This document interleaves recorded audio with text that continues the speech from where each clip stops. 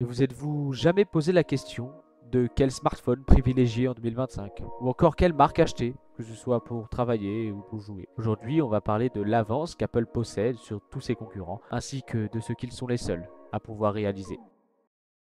Dans un premier temps, abordons un sujet d'actualité, l'IA.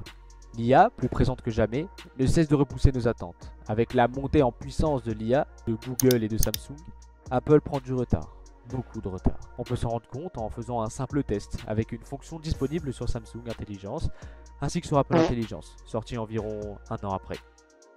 En plus du retard que possède Apple sur la sortie de leurs IA, ils ont fait moins bien que Samsung, ainsi que bien d'autres. Samsung propose un service clair, précis et qui marche plutôt bien, tandis qu'Apple propose un service plutôt prometteur. Mais c'est tout. À part le design que j'apprécie vraiment, le reste est juste passable.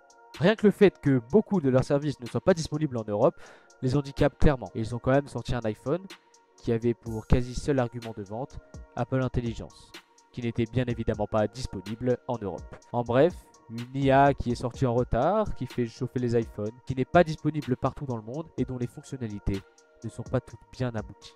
Mais que fait Apple, qui a habitué ses utilisateurs à bien mieux que ça auparavant? Beaucoup de personnes pensent qu'Apple est en train de sombrer et que c'est trop tard pour eux de remonter la pente. Mais ce n'est pas du tout mon point de vue. Je pense qu'Apple mijote quelque chose. Et c'est ça qui les fait pêcher dans le monde de l'IA. Parlons plus en détail d'iOS 26. Ce nom vous dit peut-être quelque chose, car il a fait polémique lors de son annonce. Des notifications illisibles, des menus trop transparents, un changement de nom inutile, une mise à jour à côté de la plaque. C'est vrai qu'au premier abord, iOS 26 paraît assez peu innovante, malgré la nouvelle texture nommée Liquid Glass qu'Apple a intégrée dans tous leurs OS, qui donne une impression de verre, de reflet, de transparence dans les menus. Mais derrière tout ça, se cache tout le génie d'Apple. Une optimisation logicielle tout simplement incroyable, des jeux de lumière venus tout droit de la réalité. Rien que ça, Samsung et Google en sont incapables. Car cela demande une puissance de calcul tout simplement démentielle et une maîtrise de l'OS parfaite. Et tout ça, c'est calculé pixel par pixel, depuis le début.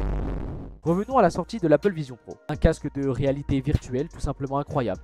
Le prix aussi, mais ça c'est un autre sujet. Des icônes flottantes, une transparence plus que présente, c'est vers ça qu'Apple veut vous amener. Une union entre Vision OS, iOS ainsi que tous les autres OS de la marque. Imaginez une interface en dehors d'un écran. Votre cerveau ne comprendrait pas. Mais comme Apple sont des génies, ils vous auront préparé à une interface utilisateur qui réagit à l'environnement, au jeu de lumière. Elle sera sûrement associée à un futur appareil d'Apple, tel que des lunettes semblables aux Vision Pro, mais en bien plus abouti. Et votre cerveau ne sera pas perdu. Apple prend peut-être du retard sur l'IA, mais prend une sacrée avance sur l'interface utilisateur réaliste, ce que pour l'instant, aucun concurrent ne sait faire et ne prévoit.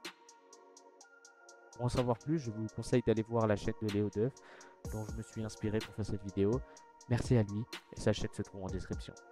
Merci à tous.